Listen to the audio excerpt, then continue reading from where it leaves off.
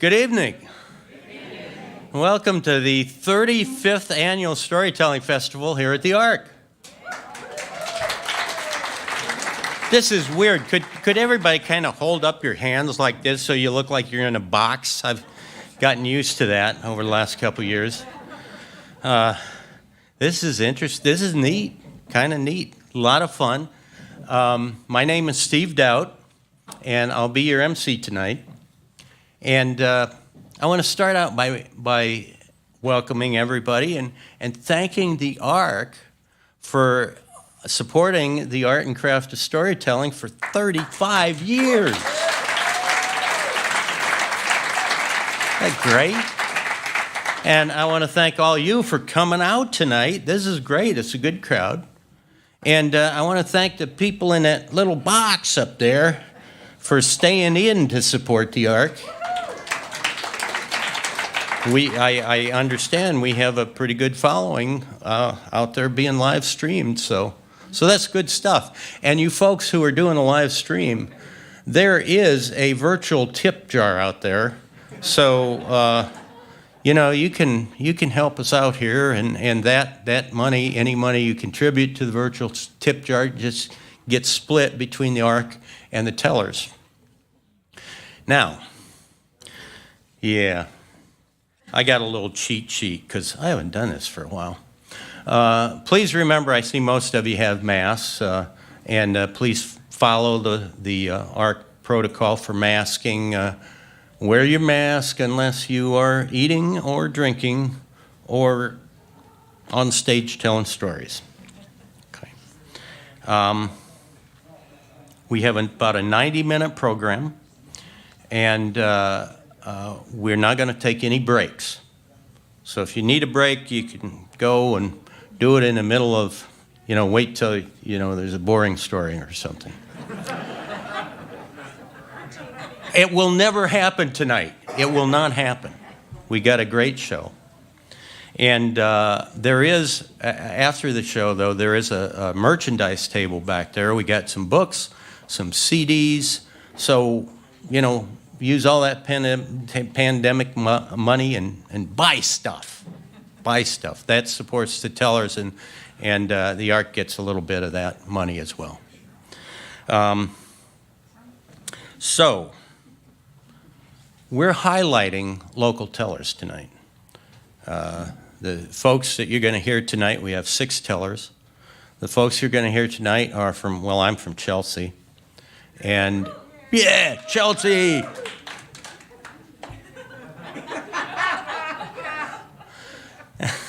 Good. That's my fan base. And we have Dexter. We have Dexter. We have Ann Arbor. And we got one guy here from way out east in Detroit. Okay. So, the folks here, they're based locally, but the people here have taken the stage nationally. There's a lot of people who have done things nationally. There's a lot of people who've done things internationally. A couple weeks ago, I was in Chennai, India. Well, virtually in Chennai. And one of the other tellers I know, Rich, has been told story at the Shani Storytelling Festival, and Barbara does international stuff all the time. So just want to emphasize that the folks here tonight, although they are based locally, there's some pretty hotshot tellers back there. And the other thing, as you have probably seen on the advertisements, we're calling this a storytelling sampler. There are a lot of different kinds of stories that working tellers tell these days. There's personal stories, there's tall tales, there are liars contests all around the country, folk tales, fairy tales, and there's stories from literature. And I'm going to actually start out telling my own story, a story from Mark Twain. But it's not a story that as Mark Twain wrote it, but it's my adaptation of a story, and I've adapted it for the telling because it was for a newspaper article. So I'm adapting it for telling and for an obviously sophisticated modern audience, with only a few exceptions. Oh, you know who you are. So I'm going over to the storytelling mic now.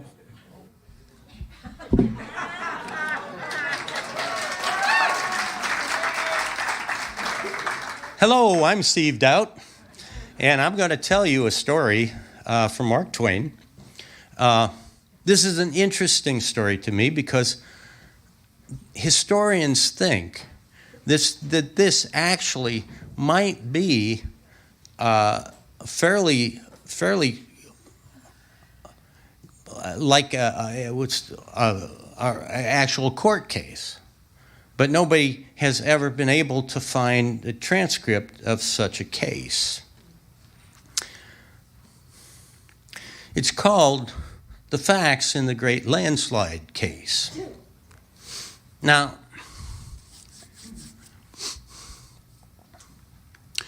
the mountains in the Nevada Territory are very steep. And come spring snowmelt, the ground can become saturated and liquefy, therefore causing these terrible landslides. Fully half a mountain can come sliding down and end up on a nearby valley, leaving a terrible scar as evidence of that event. Now, right around 1865, the marshals of the Nevada Territory, they petitioned the federal government for a United States attorney, and in response, the government shipped out a man known as General Buncombe. Now, Buncombe fashioned himself a lawyer of sorts, and he saw this as a perfect way to manifest his legal talents.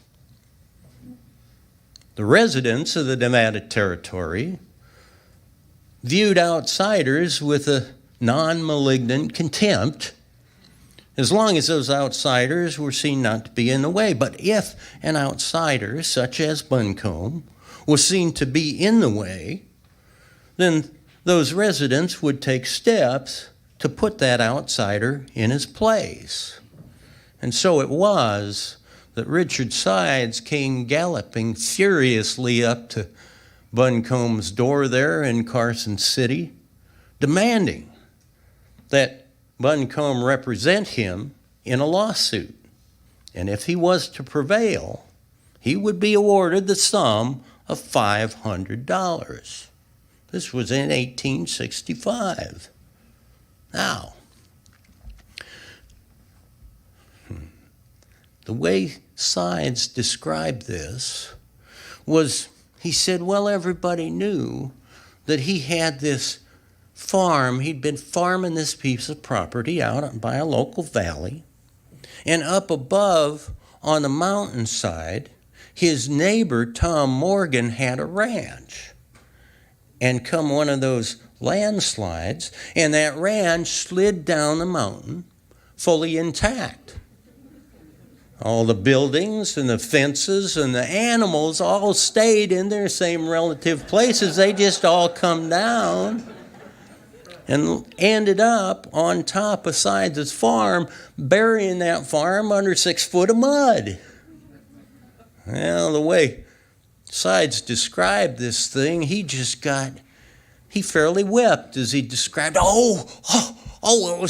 was like 1,000 freight trains coming down. There was this clouds of dust billowing up in front. I thought it was a judgment coming to get me for sure. But then that dust settled, and old Tom Morgan comes waltzing out of his cabin, looks around, says, well, it'd been quite a ride, but he kind of liked this new place, thought he'd stay.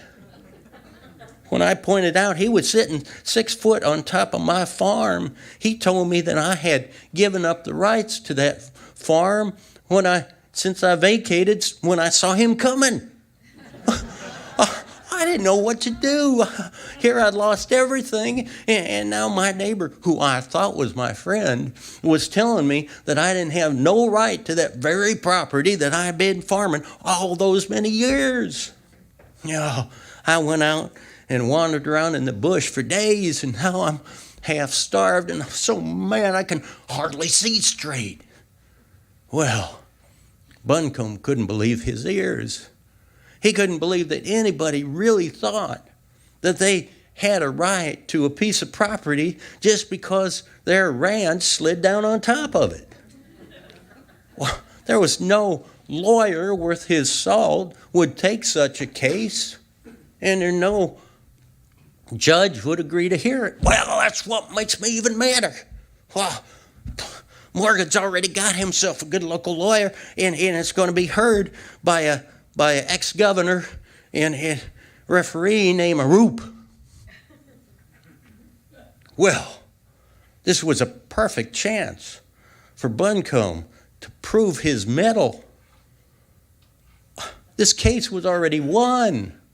All he had to do was collect some witnesses and look at the case law. He sent Richard Sides away with perfect assurance that they would win this case. 2 p.m. on the day of the hearing, ex-Governor Roop made the following declaration. There he was, enthroned on that judge's bench. Ladies and gentlemen, order in the court. When he heard that, Buncombe pushed his way in through those doors, his arms laden with law books. Ladies and gentlemen, make way for the United States Attorney. Oh, Buncombe had never heard his name uttered in that way. With his official title, it warmed him to the cockles of his heart.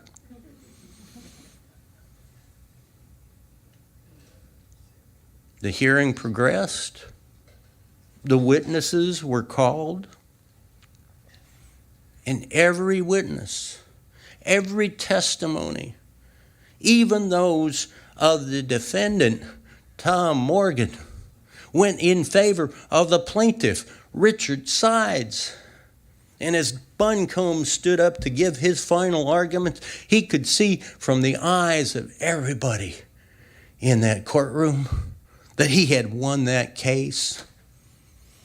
He finished those final arguments, and he sat down, and then all those eyes turned toward ex-Governor Roop.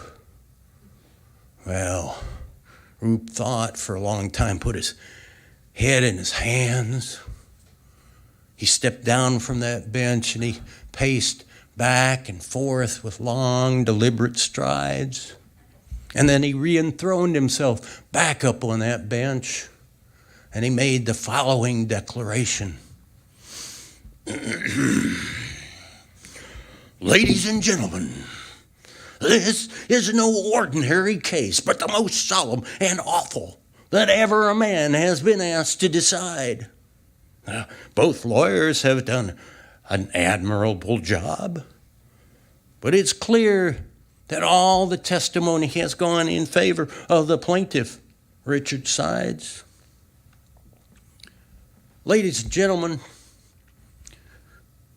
it is clear that the laws of man favor the plaintiff. On the other hand, we are all but worms in the eyes of heaven. And it is perfectly clear to me that heaven, in its inscrutable wisdom, has chosen to move the defendant's ranch for a reason. After all, it is heaven that created those ranches. And it's heaven's prerogative to move them around, experiment with them, and do with them as it sees fit. Ladies and gentlemen, worms as we are, we have no standing to question decisions made in heaven.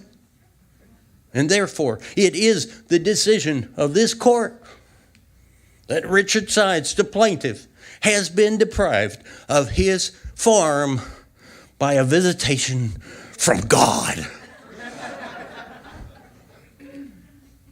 And from this decision, there is no appeal. Buncombe could not believe his ears. He gathered up his law books and he stomped out of that courtroom. He declared Roop to be a miraculous ass, a fool, an inspired idiot. He went back to his house and he threw down those books and he paced back and forth in his study,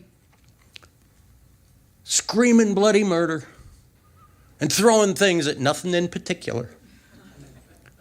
Well, after a couple hours, exhausted and hungry, he went down to Baker's Tavern and he looked over those swinging doors.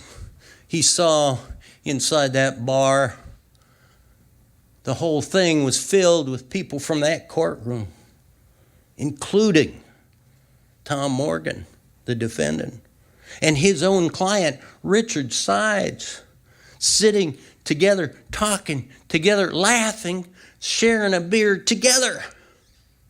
Oh.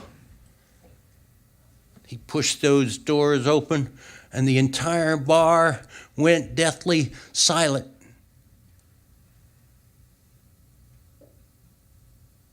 Then, after a moment, ex-Governor Roop stood up and he said, we're just taking bets on how long it would take you to realize that you had been the victim of an elaborate practical joke. Here, let me buy you a beer, sir, and welcome to Carson City. And the entire bar erupted in laughter and applause. Thank you.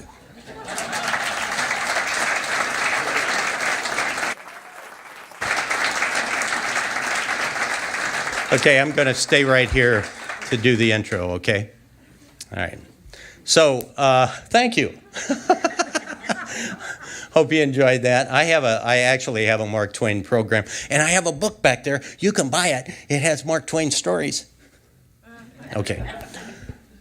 All right, that was my shameless self-promotion. Now, next teller up is Lorelle Otis. Lorelle is a good friend. She is, as I am, a member of the Ann Arbor Storytellers Guild. And she lives right here in Ann Arbor. And she has had a crazy life. She's been all over the place, and she tells stories about that stuff. And she's just, she's a stitch, I'm telling you. And she also is an artist. She draws and paints, and she does a lot of illustrations and supports the Ann Arbor Storytellers in that way as well. She uses her art to help us out, and also she actually designed the logo. So if you need a good artist, Lorelle's the one. Also a great storyteller, and she has a beautiful story for you tonight. Please welcome Laurel Otis.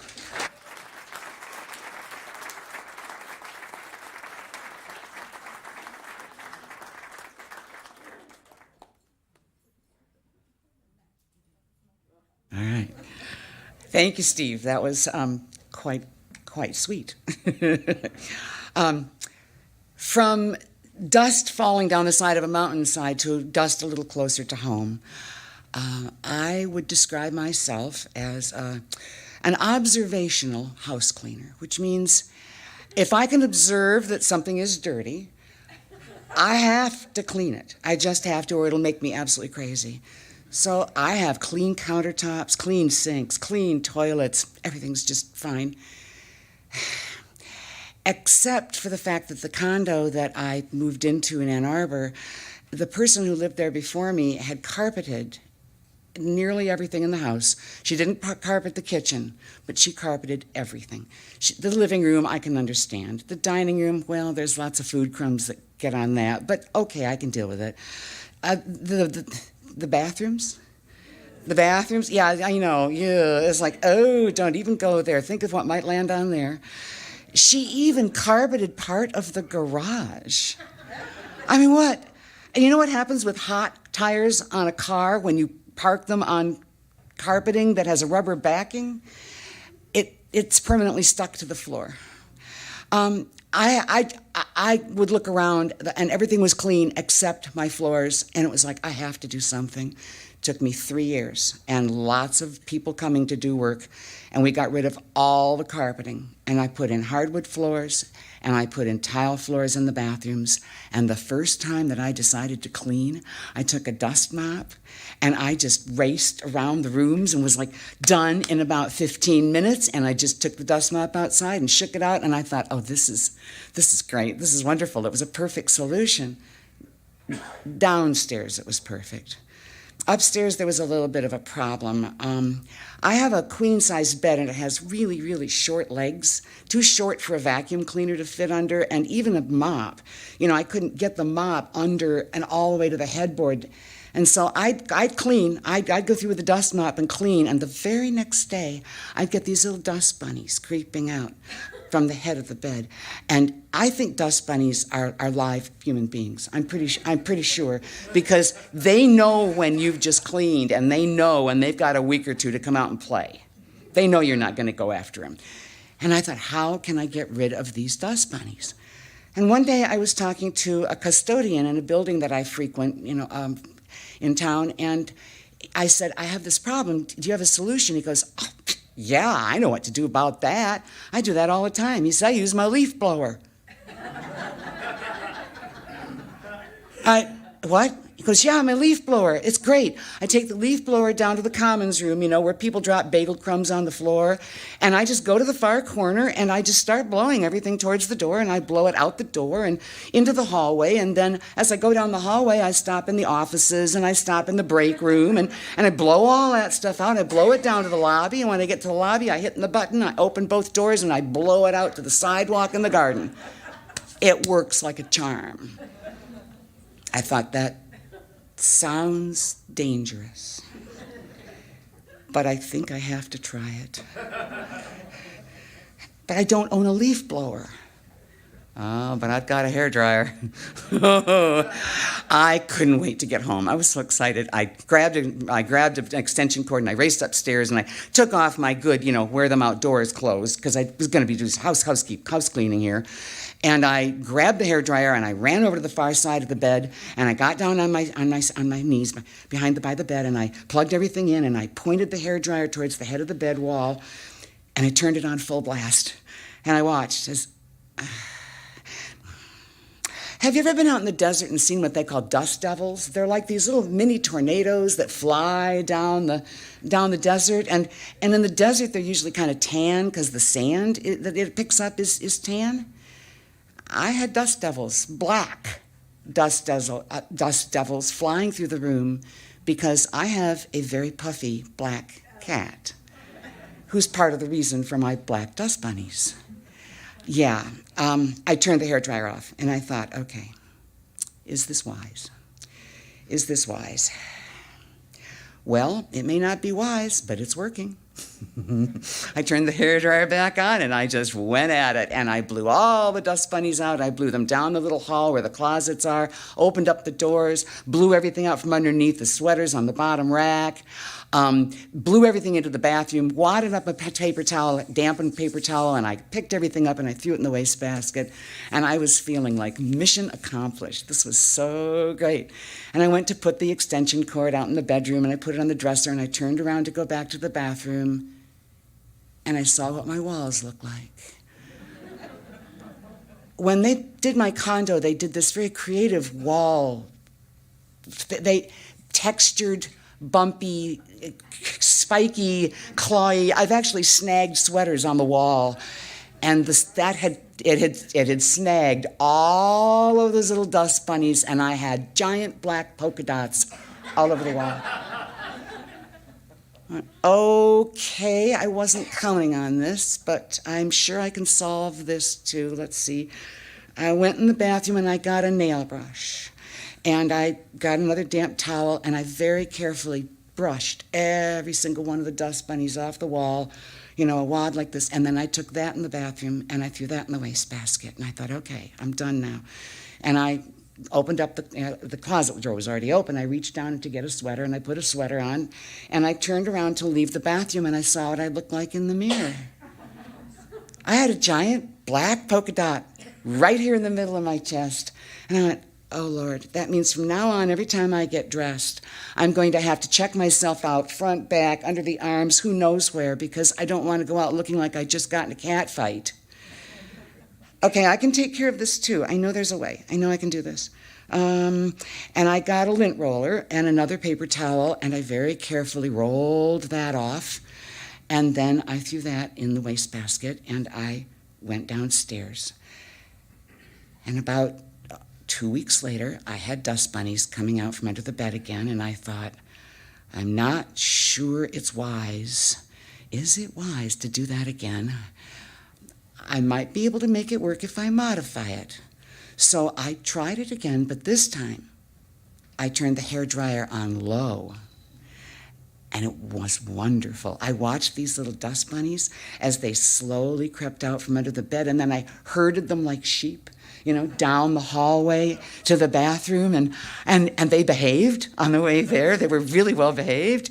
And I picked them up and I threw them in the wastebasket. And I went, oh, that was great. But something kept nagging in the back of my head, like I still am not sure that this is wise. I'm just not sure I should be doing this. And then about 2 years ago, we got these notices coming to us that there's things in the air that you can't see, that you really shouldn't breathe, and you really should be wearing a mask.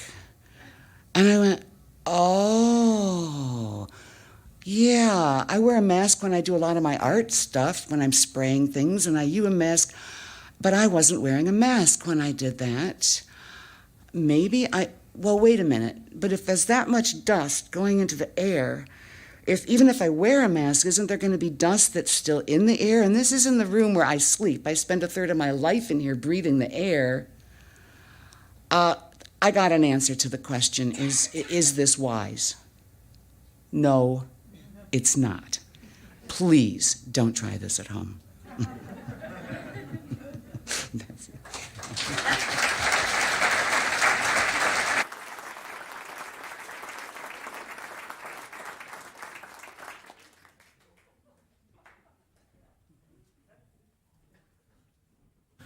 Thank you, Lorelle. I bet you didn't expect to have housekeeping tips tonight, but she gave us a few. So the next teller is no stranger to the ARC stage. She has been involved with the Storytelling Festival for many, many years, and many years. And I just realized what I'd said there.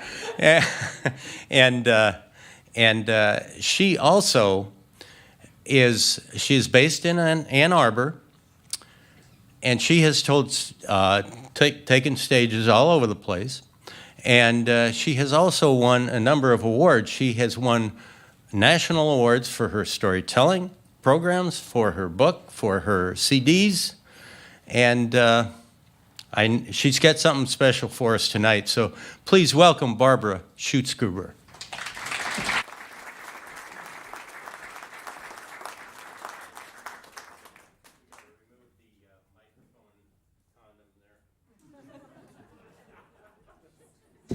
Or shower cap, depending on how much we spit. I'm going to do 2 stories tonight. The first is a very old one, and the second is a reinterpretation of an old story. And they have to do with, oh, the things we do for love. There was a squire lived in this town. He was well known by the people round. He had a daughter of beauty bright, and she alone was his heart's delight. Many young lads a-courting came, but none of them did her fancy gain, until at length a widow's son 'twas found to be her chosen one. When her father came this to know, he said 40 miles you will go. Off to her uncle's house she went, to spend a year filled with discontent.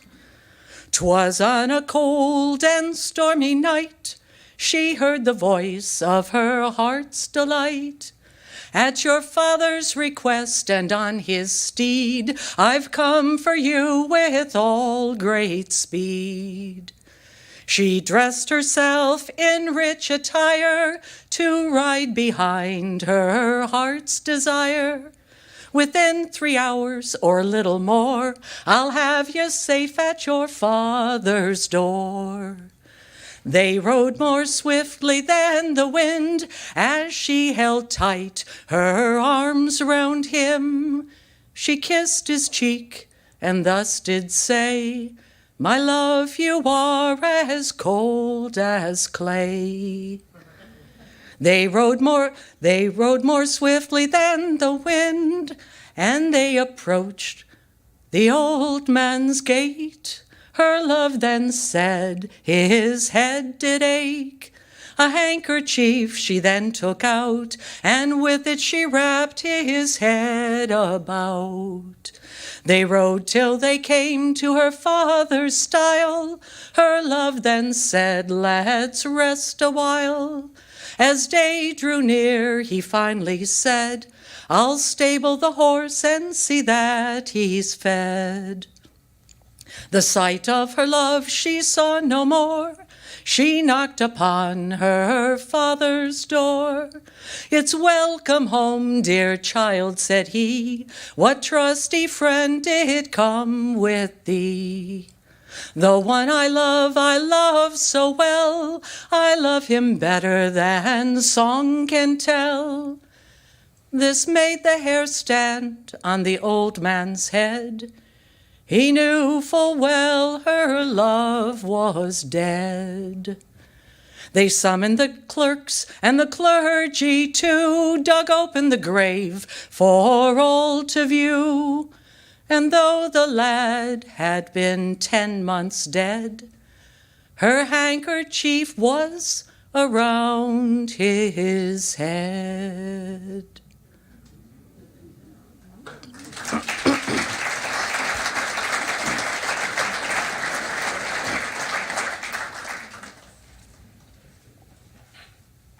There once was a woman, skilled in the weaving of fine cloth and the secrets of the dye bath.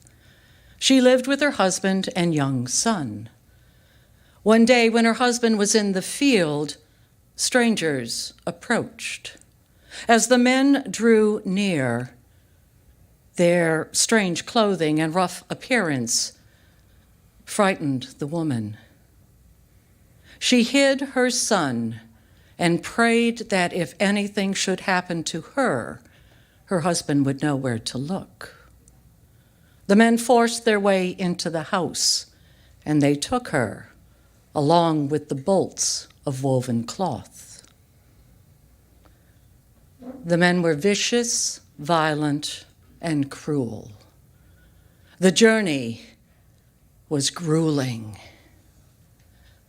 But through it all, one thought gave that woman the strength to survive. One thought. It was the first thought every morning, the last thought every night. I will live to see my family again. The woman was taken to a distant land where the people dressed strangely, and they spoke a language she did not understand. Here, she was placed on the block in the marketplace. Here she was stripped of her clothes and examined as if she were livestock. Here she was sold, and the iron ring of enslavement placed around her neck, the bail riveted shut. For the next 20 years, she labored in the weaving rooms, where her skill brought fame and wealth to the house. And throughout that time, one thought gave her the strength to get up every morning. It was the first thought every morning, the last thought every night. I will live to see my family again. When his time on this earth was drawing to an end, the master of the house announced that upon his death, the household would be released from bondage. When the old man died, the household was assembled.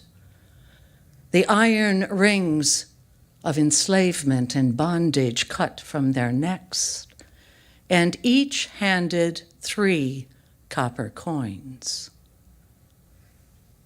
The woman looked at the coins in her hand and spat into the dirt. 3 coins for 20 years lost. As she walked through the gate, something grabbed at her. She looked, and a blue-veined, gnarled hand gripped her arm. The grip was like iron. "Give me a coin, and I will give you a piece of advice." The woman looked, and here was the old woman who had been the cook for so many years. When her eyesight had failed, she had been put out from the house, left to beg at the gate. The woman placed a coin in the gnarled hand. "Take everything with a grain of salt." The woman turned to leave, but that grip grew even tighter. "Give me another coin, and I'll give you another piece of advice." This old cook had been one of the few to show her kindness when she had first arrived. And the woman placed another coin in the gnarled hand. Bigger is not always better. The woman turned to leave, but that grip grew even tighter, the talons digging into her arm, drawing her closer to the lined face, the milky eyes that saw nothing, yet glowed eerily. "Give me another coin, and I will give you one last piece of advice." The woman looked at the old cook, bones covered in rags. And she placed that last coin into the gnarled hand.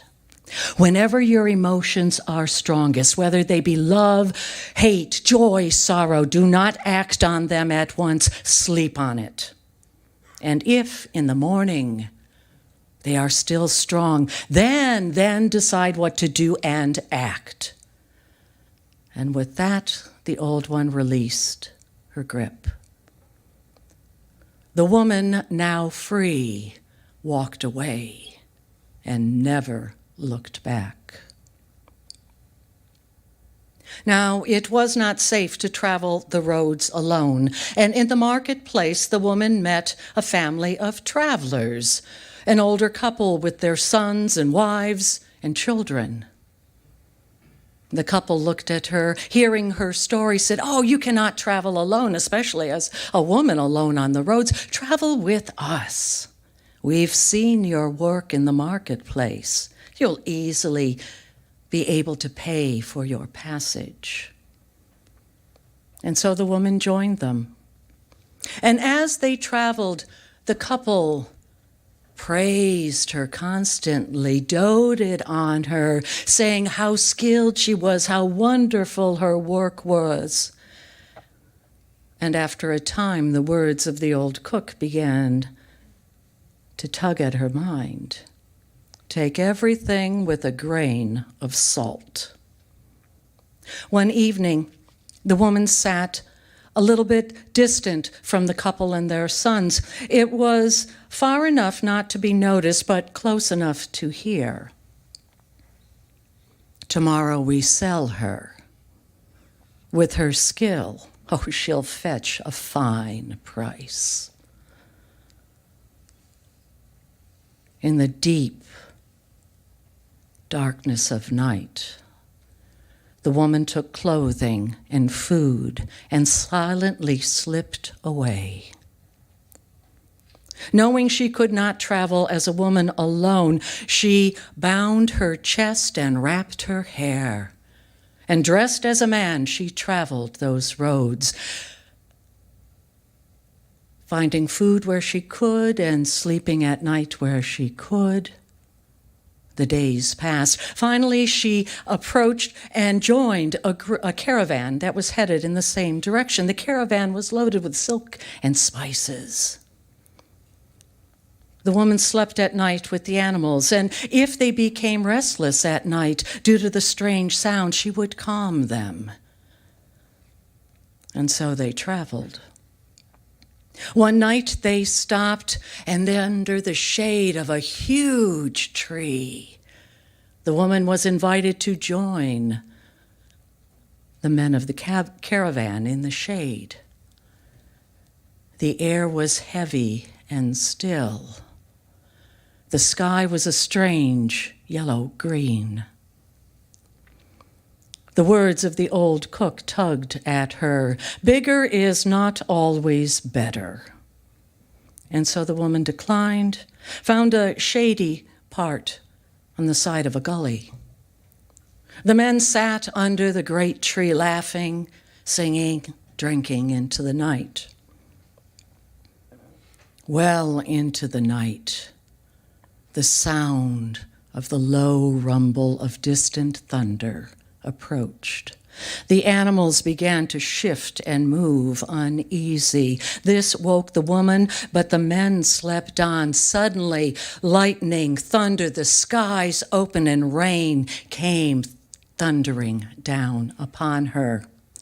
Suddenly, that great tree exploded in a blinding flash of light. The thunder was deafening. The woman crushed at the side of that gully, and the ground shook beneath her. The thunder, the lightning went on and on and on.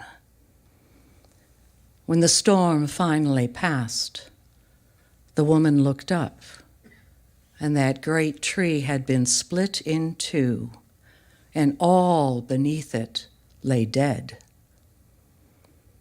The woman found what animals she could. She buried the dead. Since there was no one now to claim the goods, she took the silk and spices, and she traveled on. She joined other caravans, always keeping to herself. But finally, the days became weeks, became months, and finally, she saw the house. And she knew she was home. The house was bigger. The herb garden had been enlarged. There were outbuildings now, and as she drew closer to the yard in front, someone was coming in from the field, and the woman's heart began to pound because it had been 20 years since she had seen him, but she knew him, and he was older, grayer, but she knew him. As she stepped into the yard, the man she had loved as husband looked at her and said, "May I help you, sir?" The woman was taken aback, but then realized that he would not recognize her as she was dressed. She opened her mouth to say who she was when a woman's voice came from the house. And out of the house stepped a younger woman, her belly swollen with new life. A small child came running from the house, and the man's face lit up, and he swooped the child up and spun it around in his arms. There was laughter in the yard. And the woman stood looking at her replacement. The happy couple turned to her and said, What can we do for you? And in a low voice, she simply said, I've traveled a long way. May I spend the night here? Yes, of course. And please, you must eat with us tonight. The lead animal tugged on the line, and quickly the woman turned because her eyes were welling with tears and her hands were shaking. The woman could not bring herself to eat with them. As the daylight faded, she stood in the shadows, watching. That beautiful younger woman moved about the hearth just as she had done. The child played on the floor just as her own son had done so many years ago. And the man she had loved as husband sat surrounded by his new family. The woman stood alone in the growing darkness. She was no longer young. Her hair was streaked with gray, her face lined, her skin rough, her body no longer firm. Even a few teeth were gone. An empty ache filled her chest with overwhelming sorrow. Tears ran down her face as she turned and walked away. As she prepared to leave and never look back, the words of the old cook began to tug at her mind. Whenever your emotions are strongest, whether they be love, hate, joy, sorrow, do not act on them at once, sleep on it. If in the morning they are still strong, decide what to do and act. And so she stayed. Eventually, she fell into an exhausted sleep. It was late morning when she woke. As she stepped into the yard, she saw coming along the road a man. Been walking long, is covered with dust and dirt, and the pace of that man showed that he'd been walking long through the night. And as that man drew nearer, the woman stared in disbelief, because here was the exact face of the husband she had known 20 years ago. Voices and shouting came from the house, and those inside ran out and they called out a name, the name of her son. Here was the son she had left so many years ago and hidden away. Here was the son now grown, embracing his wife and child. The woman now unwrapped her hair. She called out her husband's name, and she called out her own name. And when he saw her for who she truly was, tears ran down his face. She told them all that had happened. She showed them the silks and the spices. There is a beautifully carved box that sits on a mantelpiece. In it are 3 coins. One for freedom, one for wealth, and one for a family reunited.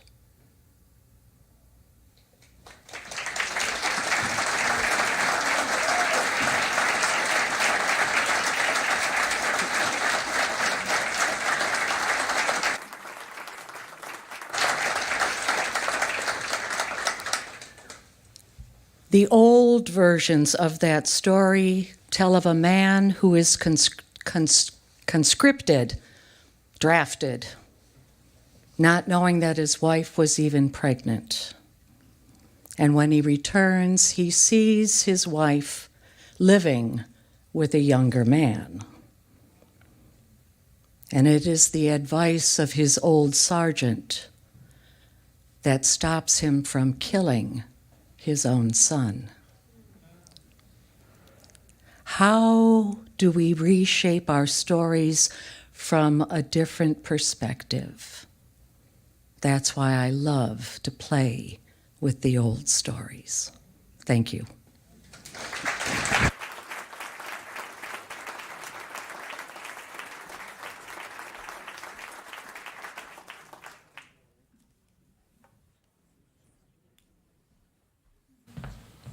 There you have it, Barbara Schutzgruber. Thank you. Good stuff. So now next up is Rich Swanson. Now, Rich Swanson came to the Ann Arbor Storytellers Guild as a moth winner. And he wanted to learn more about stories and do different kinds of stories. And so he's been around for, I don't know, 4 or 5 years now, something like that. He spends his summers in Montana, and the only regrets we have about that is that we don't get him all year round, because he is a brilliant storyteller. He's been adding to his repertoire, however you say that, ever since he started with us, and it's just getting better and better all the time. He is the most creative storyteller I have ever met, and I've met a lot of them. Please welcome Rich Swanson.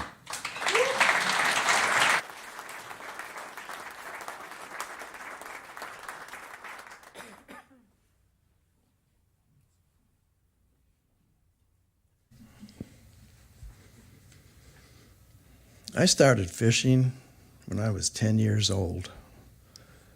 And that's when I started telling stories. Some of them were true. Tonight's story is not about fishing, but rather it's about high technology. It's about my 3D printer.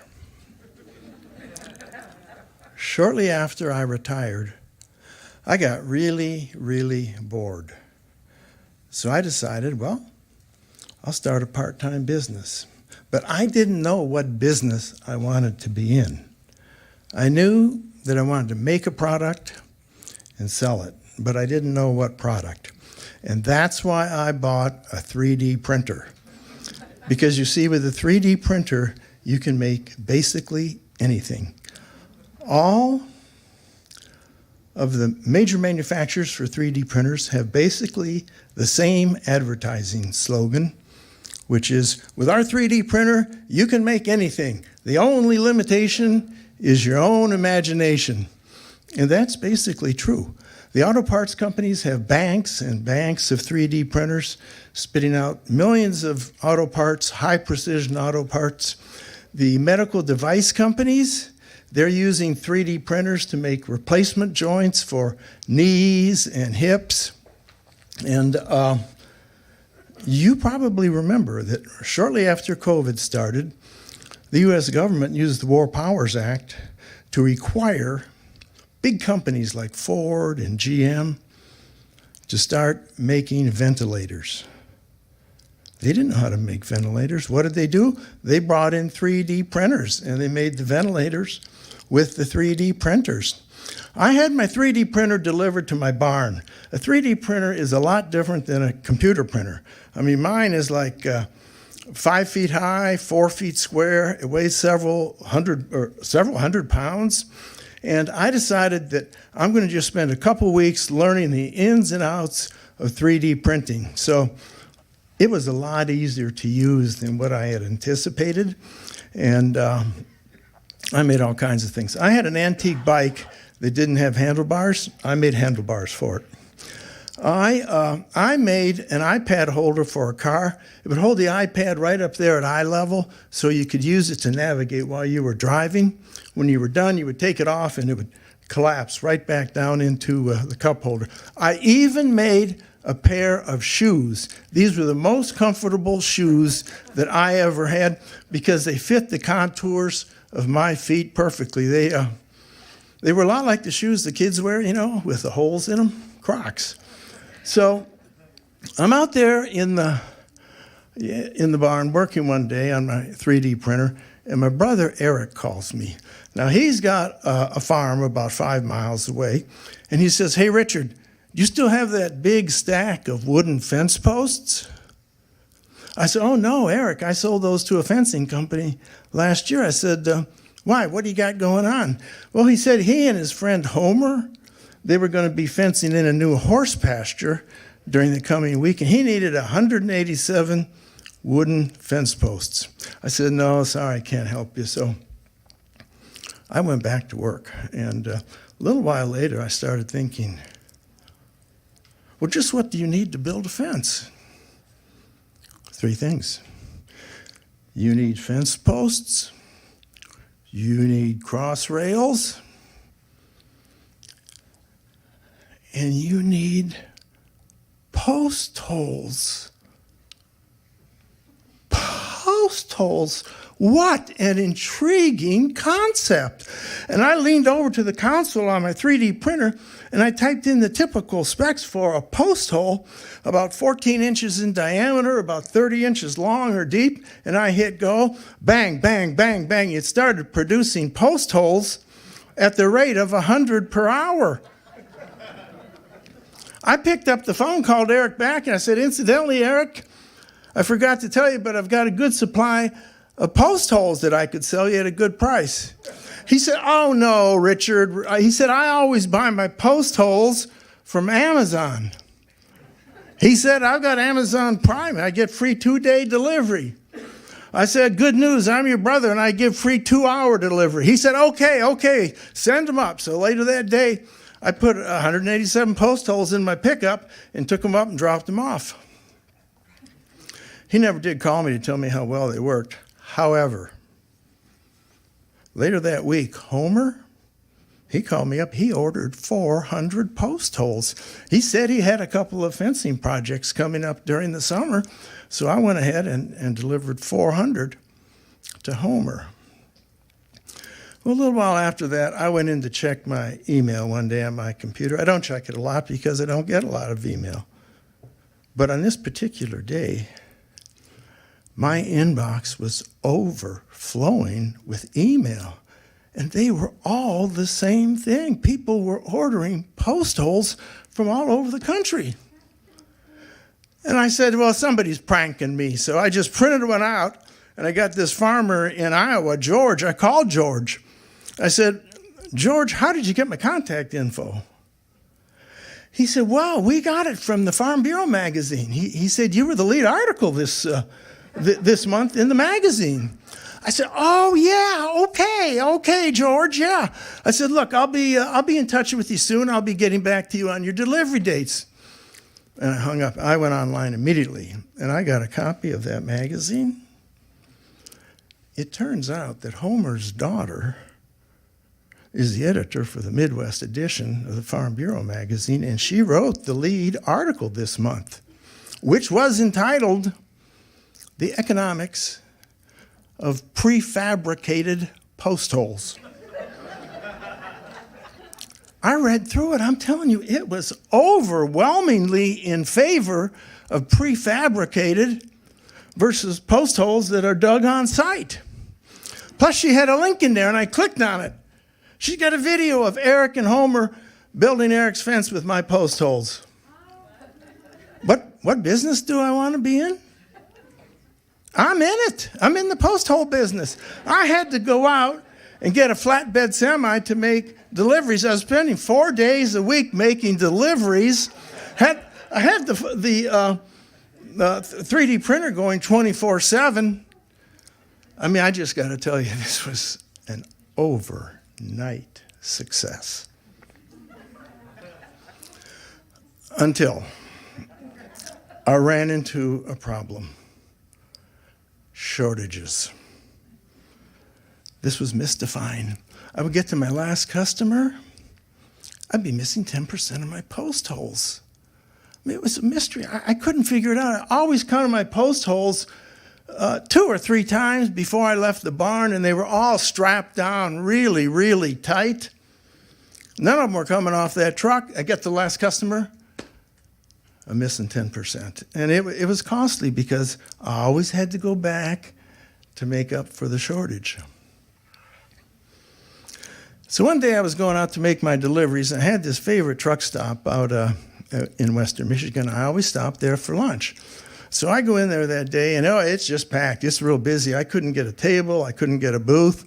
I had to sit at the counter. So I'm sitting at the counter eating my lunch, and I look up, and there's a bank of 4 TV monitors.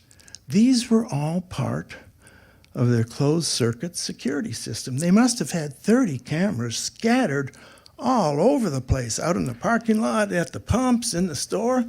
And I'm telling you, it was entertaining. It was about every 15 seconds you'd get a new feed for each monitor, and it was like a kaleidoscope of all the activity at the truck stop.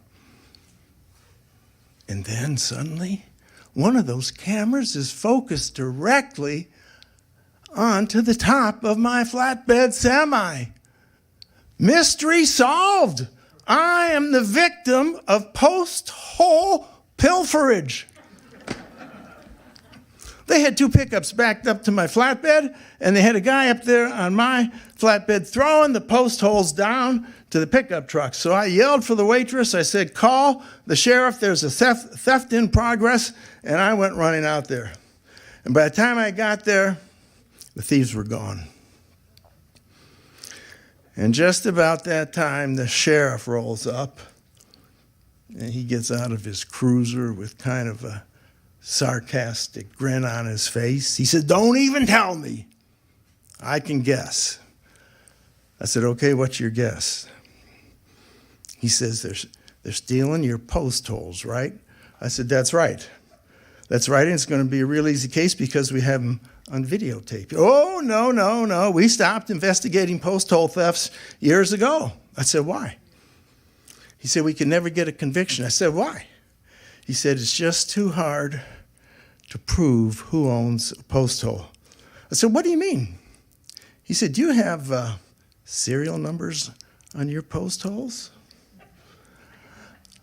I said, "No." He said, "Do you have your name on your post holes?" I said, "No, you can't put a name on a hole. How are you going to put a name on a hole?" He says, "Yeah, see, that's what I'm talking about. That's what I'm talking about." He says, "I got to tell you, people are stealing post holes because they're building fences. And usually within a matter of hours, those post holes are in the ground, covered up with dirt, and held down by a fence post. We cannot go digging up the country looking for post holes that you can't even prove you own." He said, "That's what I'm talking about."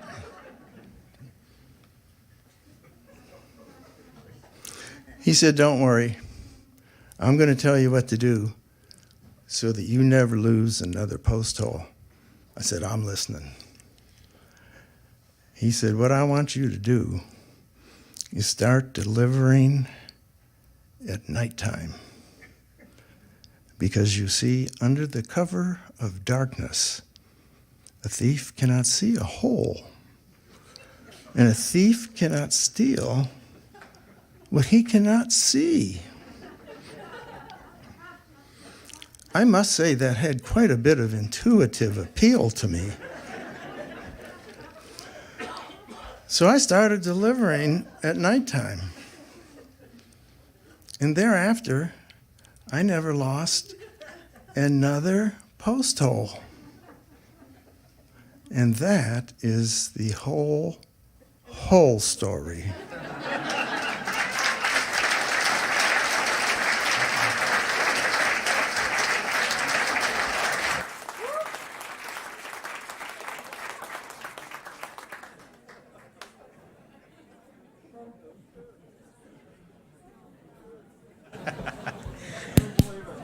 You don't believe it, huh? Hey, I bought some of those. They're very good. They work really well. So next up is Jane Fink. Now, yeah, some of you may know her. See, she's got a bigger fan club than I do. See, or they're more enthusiastic. One of the two. She's got a bigger family, that's for sure. Jane is she's a great teller, and she's a good friend. She lives in Dexter, and and she's a member of the Ann Arbor Storytellers Guild as well. She is not only a storyteller, but she's a producer. She's put together a number of shows and so forth. And in fact, she and I have done some shows together, and she's great to work with, always professional, a good friend. Please welcome Jane Fink.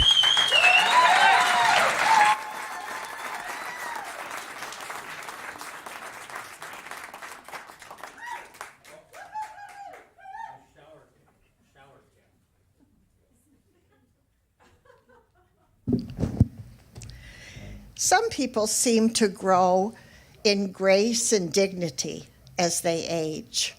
You can tell that they've reached like a balanced, peaceful place in life.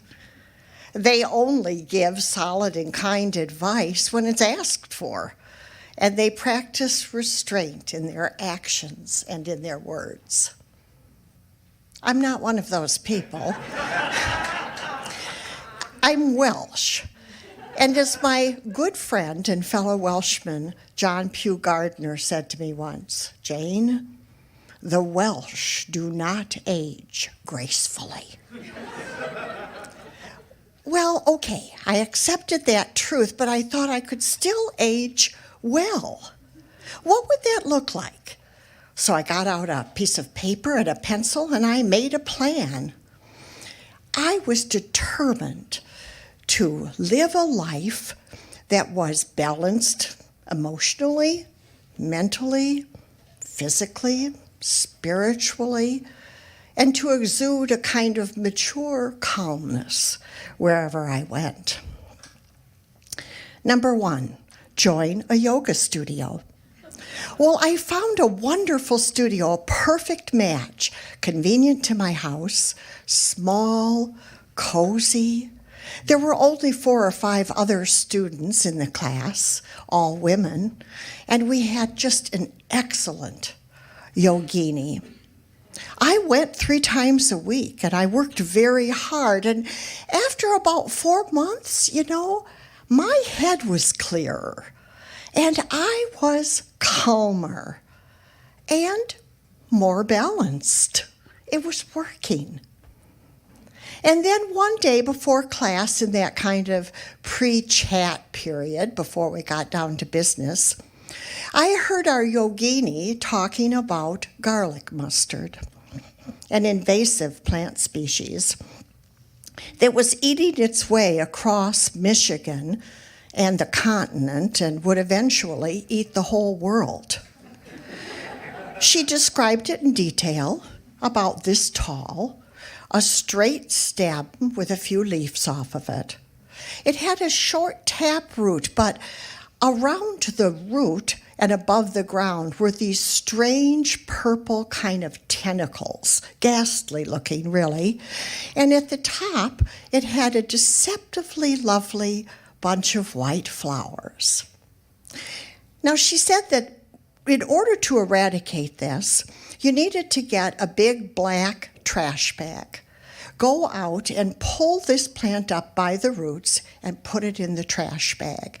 But you had to do this before the white blossoms burst open and spread their seeds into the air and all over the ground. Well, I thought, the whole thing sounds a little unbelievable. But then I said, now wait, Jane, remember, you were going to try to be open-minded and to learn new things. So I went home and I got a trash bag and I went out into the yard. And I could easily identify the plants. And after about an hour, I had a trash bag full and my yard was clean. I'd done my part to save the world. I felt terrific about it. And at the next class, I told our yogini what I'd done. And she was so pleased. She said, "Oh, Jane, I'm so glad you took me seriously. I'm so glad you're part of the team.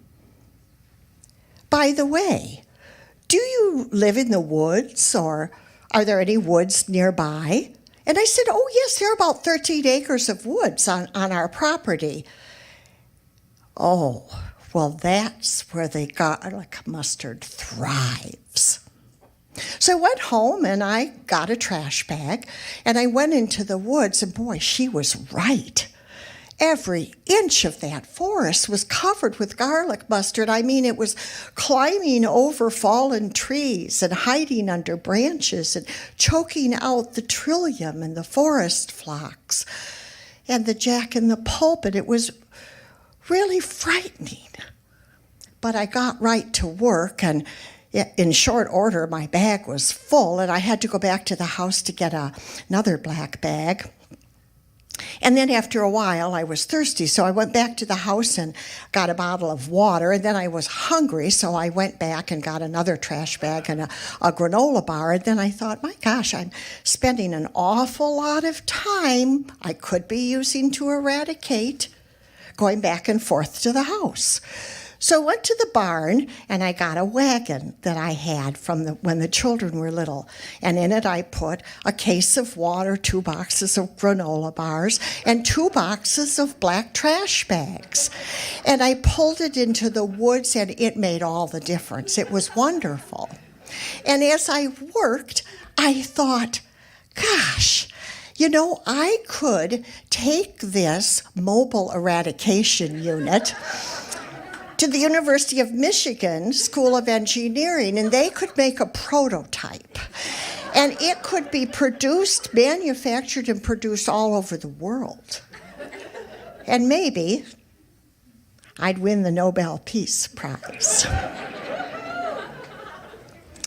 Well, the next class I went to, I told my yogini about my mobile eradication unit, and she was so impressed that she had me stand up in front of the class and describe it, and they all oohed and they ahed, and then she said, "Now, Jane, when you go into the woods, you are protecting yourself from Lyme disease and West Nile virus, aren't you?" And when I got back home, I Googled hazmat suit. And the first one was $189.98, which I thought was pricey for a hazmat suit. Also, it looked very heavy and cumbersome, and I was sure would be extremely hot. I found one for $14.95. But, you know, it looked like tissue paper, and I just knew that it would not stand up to the rigors of eradication work. So I made one.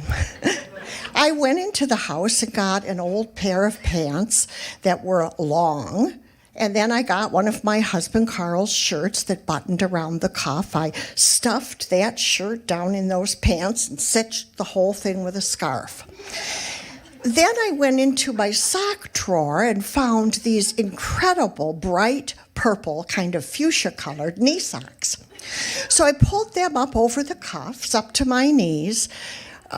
Then I needed gloves, long gloves, up to the elbow. The children's dress-up trunk. I rummaged around in there and found just a pair of lovely white leather evening gloves that came all the way to the elbow. I put on a scarf, I put on a hat, I put on sunglasses, and I was set, well protected. Well, the next class, I told our yogini about my homemade hazmat suit, and she smiled weakly. And then she said, now, Jane, as you're driving up and down the roads around Dexter, do you notice how much garlic mustard there is in the ditches? Well, I hadn't, but of course now it was all I could see. So I had to build a second mobile eradication unit to keep in my car. Couldn't take the one from home.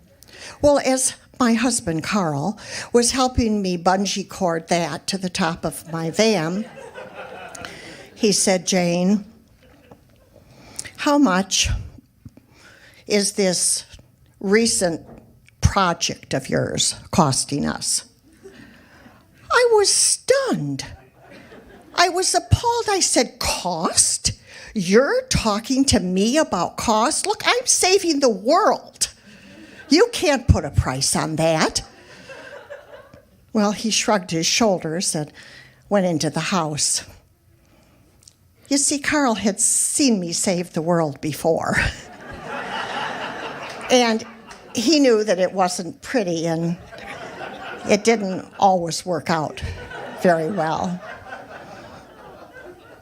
Well, I was just incredibly busy. I was reaching a kind of a frantic point in the eradication process because you see those blossoms were swelling up and they were getting ready to burst, and then it was all going to be for nothing. So I was working night and day. I couldn't go to yoga anymore. I just didn't have time for that. And I really didn't sit down to eat because I had a wagon full of granola bars and water. Fortunately, a few years prior to this, I had been a backpacker and I had carefully read every word in a nice little book called How to Shit in the Woods. So that was also covered. Now, I didn't have time to wash and dry my hazmat suit. It was really getting kind of stiff and crusty.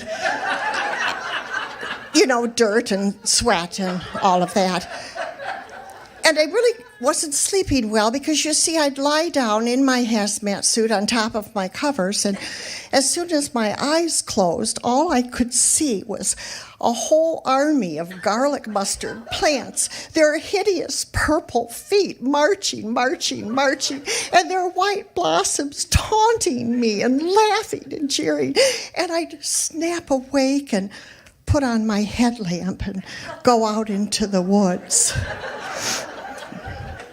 I began to hear my children whispering the word intervention.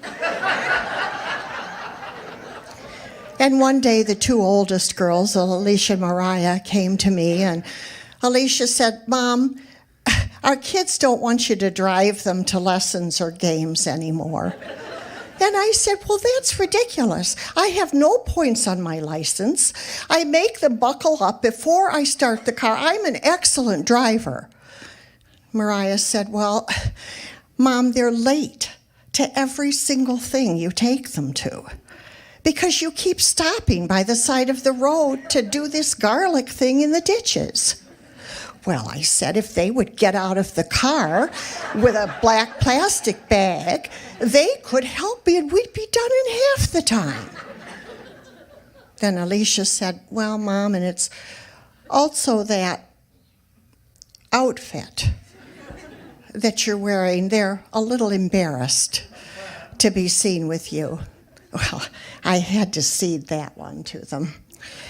And then finally, Mariah said, you know, the last straw for them, Mom, was last week when you were driving them someplace and you stopped the van right in the middle of a downtown street in Dexter, left the motor running, left the kids in the car, grabbing a black plastic bag. You rushed into a complete stranger's yard and accosted him about the garlic mustard he was growing in his ornamental garden.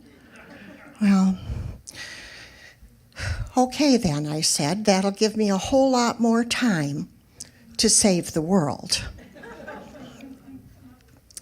Well, the end came one night, midnight it was, and I was out in the forest, headlamp blazing, and there was just a small patch of garlic mustard in front of me.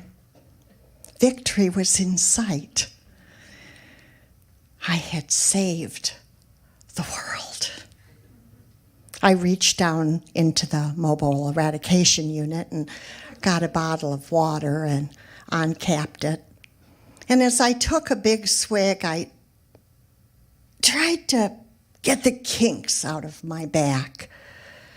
And my headlamp swept across the forest, and there in front of me was a whole nother endless patch of garlic mustard. Well, the family dog found me first and went and got my husband and my kids. They told me later that when they came upon me, I was standing rigidly, clutching a trash bag in each hand so tightly that they had to pry my fingers off, that I had a kind of a glazed look in my eyes, and I was muttering, "Uncle, Uncle, I give, you win." Well, I'm in eradication recovery now, and it's going quite well. The last time I saw a garlic mustard plant in the yard, I opened the window and I screamed at it, "Live and let live!" And I gave it a salutation that would be inappropriate in a yoga class.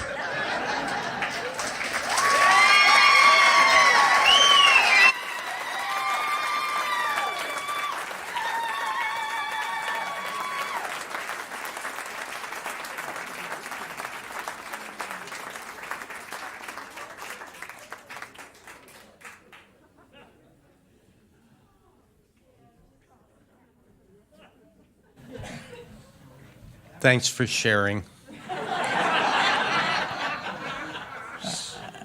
Our final teller this evening is Larry Castleberry, and before I introduce him, I want to say that a couple weeks ago we had some program changes that we had to make, and he and I were in a program together, and he was telling the story he's going to tell you tonight. And I asked him if he would come out here, so he kind of jumped in at the last minute, and I'm really glad he did, because that story, when I heard that story, I thought that is a perfect way to round out this evening. He's hails from Detroit. He's a member of the Detroit Association of Black Storytellers, and he also is a teaching artist. You'll see, he's a really dynamic speaker, and he teaches other people how to present their ideas in a dynamic way. He's been doing that for 18, 19 years now. And he's an incredible storyteller. He's got an incredible story for you tonight. Please welcome Larry Castleberry.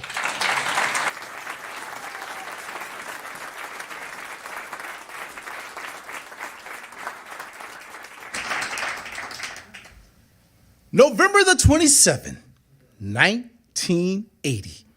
That day is important for two reasons. Number one, it was Thanksgiving. Number two, it was my last day of being a preteen. The next day, I was going to turn the big 1-3 teenager. Now, you see, every year for Thanksgiving, we had dinner over at my Aunt Cassie's or at our nursery school, because that was the only place big enough where all the family can come in and get together and eat. So when my mother got home from work that day, and yes, she did have to work on Thanksgiving Day, my brother and I piled into her car, 1978 Cadillac Coupe de Ville. Woo is right. And we drove to my Aunt Cassie's nursery school. And as my mother turned on that radio, Teddy Pendergrass was out there singing, and he was singing this song. Looking back Over my years, I guess I've shedded some tears. And we were like, go on, mama, sing it. And as the song kept going and came to the refrain, we all jumped in. Looks like I better let it go. Looks like another love TKO. Oh, oh, oh. But see, that mama driving the car, look at the way she did his shoulders. Oh, oh, oh. Steering wheel didn't move. When we got to Puritan and Hamilton, where my auntie's nursery school is at, my mother had to make a left. 2 hands on the steering wheel, but it's something about people from Georgia. Because when they make a turn, you always let one hand go, and you do a lean as you make that turn. And my mama leaned as she made that left. Then she had to make a U-turn on Hamilton to park right in front of that school. She leaned as she got that car right there into the park, right in front of her nursery school. We got out the car. My brother and I looked at each other. We got a cool mama. We walk into the nursery school, and there's my Uncle Clarence sitting down along with my other uncles. My Uncle Clarence says, hey, boy. Now, he's a little hard to understand because several years earlier, he had a massive stroke. Didn't bother my Aunt Cassie, his wife. She took those vows seriously. And my uncle was always clean, dressed sharp, hair always looking good, socks, shoes, pants, shirt, everything was matching. Sitting there also was my Uncle Gene. He also was a spiffy dresser. And for those who don't understand the word spiff, it means if you touch them, you're going to cut yourself because they are shy. Now, you see, my Uncle Gene, during the day, he worked at GM. And at night, he worked at Kentucky Fried Chicken. Ain't too proud of work. Next to him was my Uncle JD. Now, he liked to brag. I paid my house off. And he worked at Tasty Bakery. But my Uncle JD always had the sharpest hats. And when he looked at me, hey, boy, where your hat at? Next was Uncle Floyd. Now, he was the youngest of the group. He was the engineer who was in night school studying to be a lawyer. Now, all my uncles were standing around in front of the TV watching the...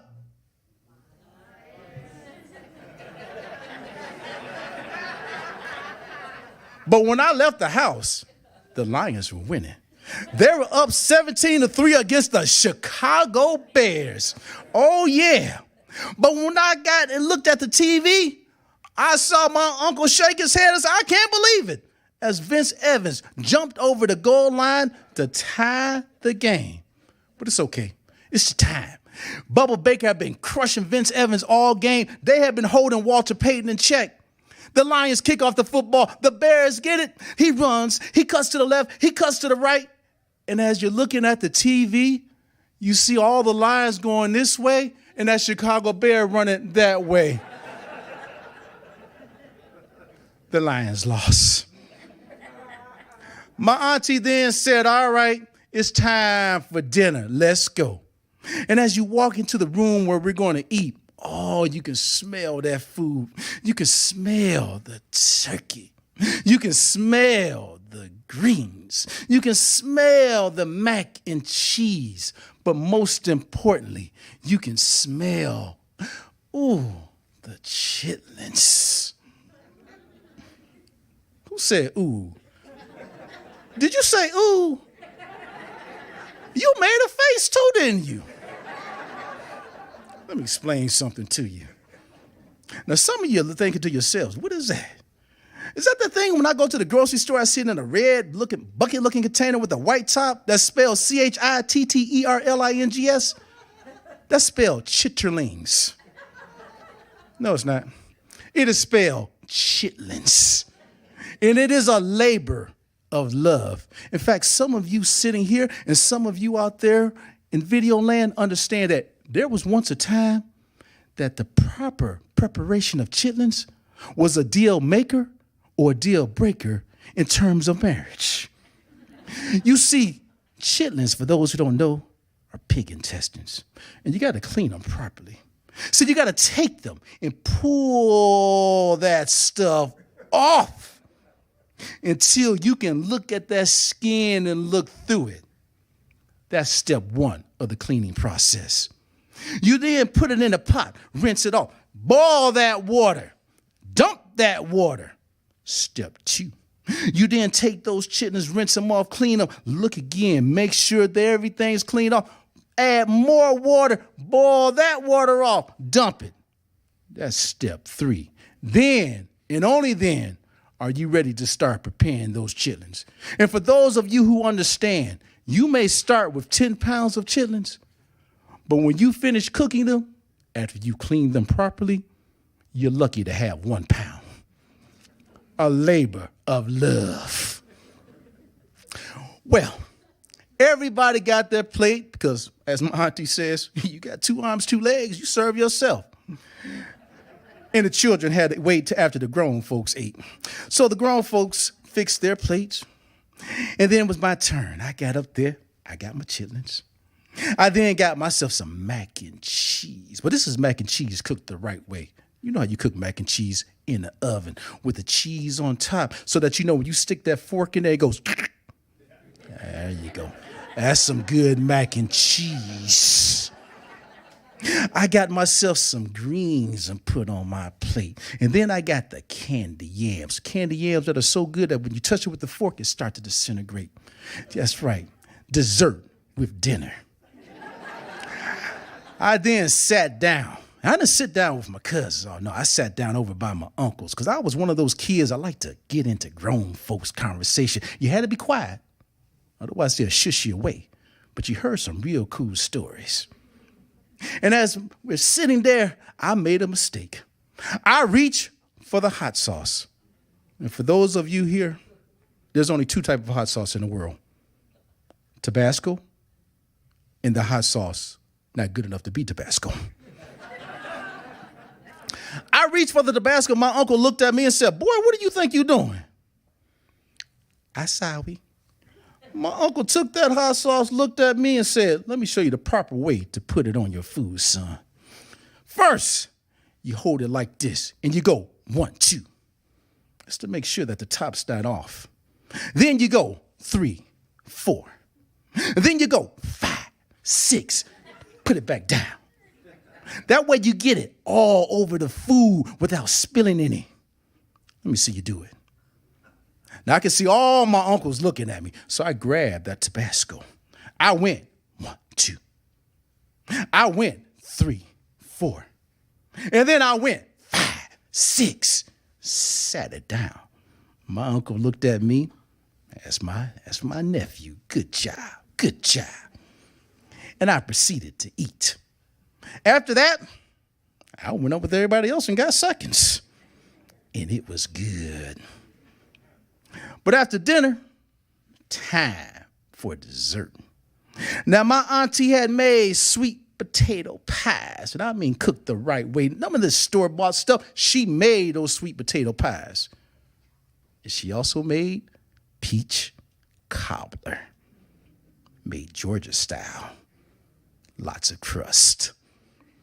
Because you know how sometimes you go over people and eat their peach cobbler and there's no crust but plenty of peaches? And what you really want is the crust. And you're scared because there's just a little bit of crust on top of the peach cobbler. You want to grab it so bad because that's all you really want.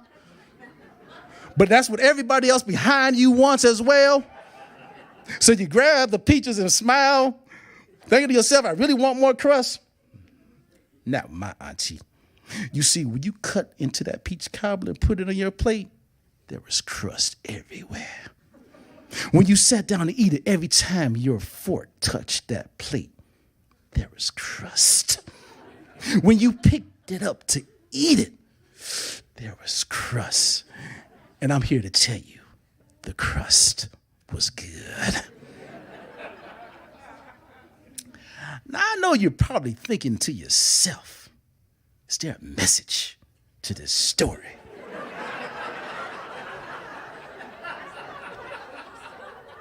And the answer is yes. You see, the title of this story is Chitlins and Family Values. And you're probably saying, well, what family values are you getting from this story? Well, let me tell you. Family value number 1, responsibility, duty. Not told, but shown. You see, my Uncle Clarence had that massive stroke, but my Aunt Cassie took those words of for better or worse, in sickness and in health, seriously. So when he had his stroke, she was right by his side, and she made sure that he was taken care of. Yeah. The next lesson, don't ever be too proud to work. Because if you want something in life, you got to work at it. Because dreams don't happen. They're made through sweat, determination, and hard work. And that is the lesson my uncles taught me.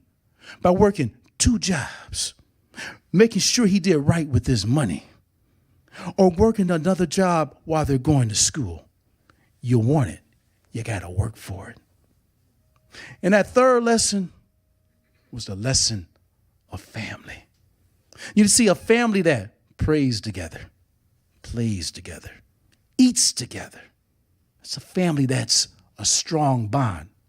And here's something that you understand. Life will throw you a storm, a ball. The storms of life are going to come your way, whether you like it or not.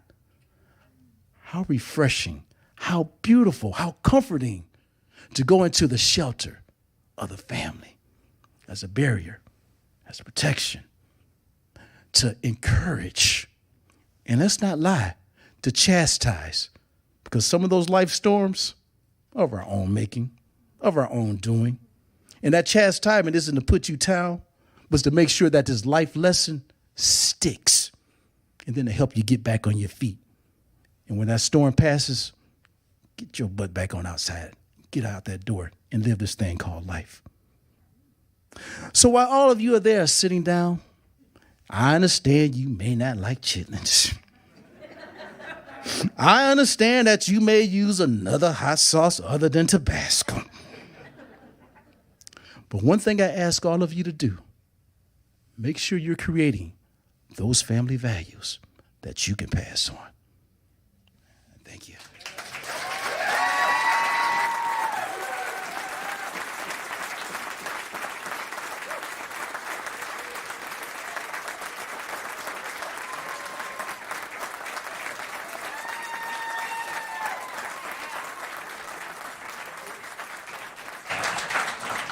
I'm going to bring the tellers.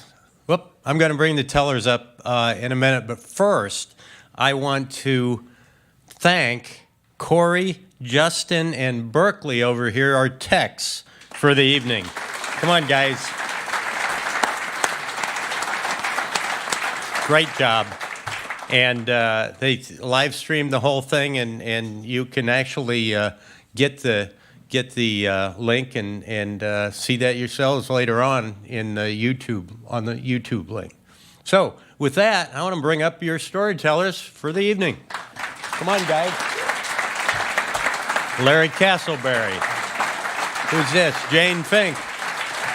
Barbara Schutzgruber. Lorelle Otis. Rich Swanson. I'm Steve Daut. Thank you all. You want to do that? 1, 2, 3. Yeah. Thank you all for coming.